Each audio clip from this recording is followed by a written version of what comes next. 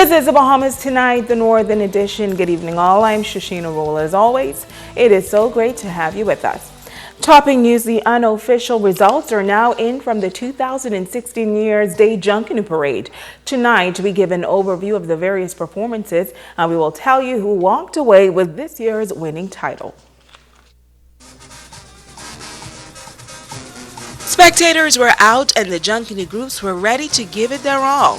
During the 2016 New Year's Day Junkanoo Parade, the air was filled with excitement as many cheered on their favorite groups. The Western Star Titans was the first on the lineup and showcased the theme, A Journey to the Ancient Land of Egypt. The top performers played with the theme, A Journey Through Africa. The three-time defending champion, the Swingers, took the crowd through the Amazon. Those in attendance were taken on a shopping spree as the Platinum Knights executed the theme, Welcome to the Platinum Supermarket, Shop Till You Drop. The beauty of nature was showcased by the New Life Classic dancers, and Kingdom Culture spread the gospel to the world through its theme. It was a circus for showtime, and of course, Junkanoo would not be Junkanoo without the eco-friendly bushwhackers. The Sting Group also made an appearance and created a song just for the 2016 New Year's Day Parade. But in the end, the competition was fierce, and the judges had their work cut out for them. Showtime and the Western Star Titans were disqualified. The top performers placed a sixth, scoring 1,258 points. Kingdom Culture fifth with 1,613 points. The New Life Classic dancers scored 1,879 points and a fourth place finish. In third place, the Superstar Rockers with 2,094 points. The Platinum Knights second with 2,148 points. And in the A Division, the Swingers scored 2,243 points and can now be known as the fourth consecutive winner of the 2016 New Year's Day Parade. In the B Division, the world famous Bushwhackers and Sting were disqualified, and the Rotary was a fun group.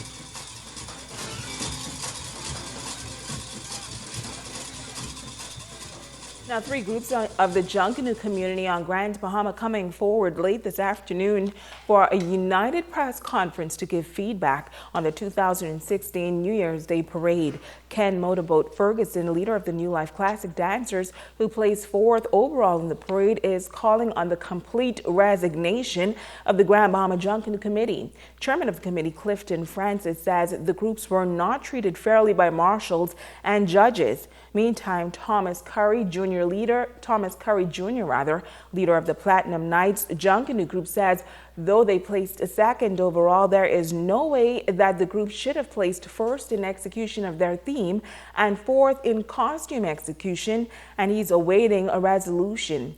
David Storr represented the Superstar Rockers, who placed third, but they are also awaiting the official breakdown of the results. Storr says it is unacceptable for the judges to withhold the results for so many days after the parade. He is calling upon the powers that be to put Junkanoo back in the hands of Junkanooers. All three group leaders say they felt disrespected, noting that the results of the 2016 parade should not have been announced in West End at a Sting Junkanoo group function. We will have further details on this afternoon's press conference in a later newscast. Well, the Christmas break is over and students are back to school as the new term begins. As Megan Shepard tells us, a local private institution is committing once again to excellence in this school term. CEO of Sunland Academy, Bishop Godfrey Williams, welcoming back students and staff to the 2016 school term. As the age-old saying goes, the sky is the limit. But Bishop Williams says this year, Sunland Academy is living with no limits. I try to encourage the kids to take it to the next dimension.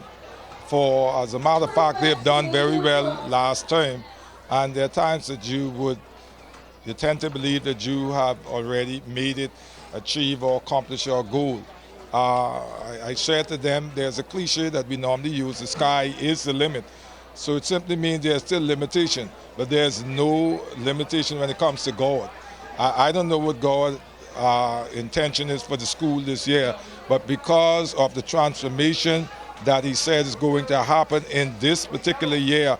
We are believing God for great expectation. Bishop Godfrey Williams boasting of the great success that the students achieved during the last school term and adds that this year is about improvement.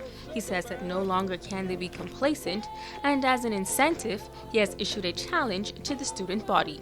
What I intend to do is to give each one of them, well, at least the most outstanding student, $1,000 scholarship. I want to do this straight across the board so that it will be a form of incentive for them to actually study more and focus more in terms of what their role is at the school. As crime continues to be a major challenge in the country and is even seeped into the schools, Bishop Williams admonished the students to keep God and prayer number one in their lives. He says at Sunland Baptist Academy, God comes first, second, last, and everything in between. It is very important for all of us as community to get involved. We all are responsible now, and we have to do whatever we can do. In the school, because of the prayer, we pray here as a group once a month.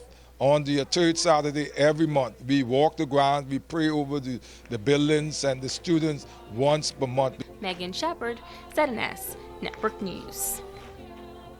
Thanks, Megan. Well, it's been a work in progress since 2012, and now the new multi-purpose building being constructed by the Bahamas Union of Teachers is nearing completion. Area Vice President Quintin LaRota says that this facility is needed badly.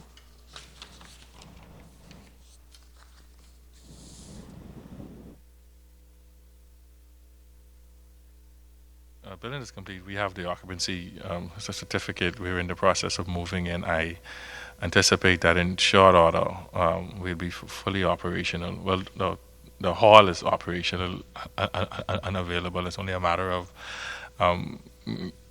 getting the phone and cable and so forth in. So we're good to go. Now, BUT is one of the largest unions in the country. LaRota says establishing a permanent home for the local body is welcomed news for the membership. A soft opening is planned to celebrate this major accomplishment. The motion to build the building, I think, came in 2007. And we went through several executives trying to get to the point where we are now. And so I'm happy to see that, we're a vision that was started a few years ago is now a reality.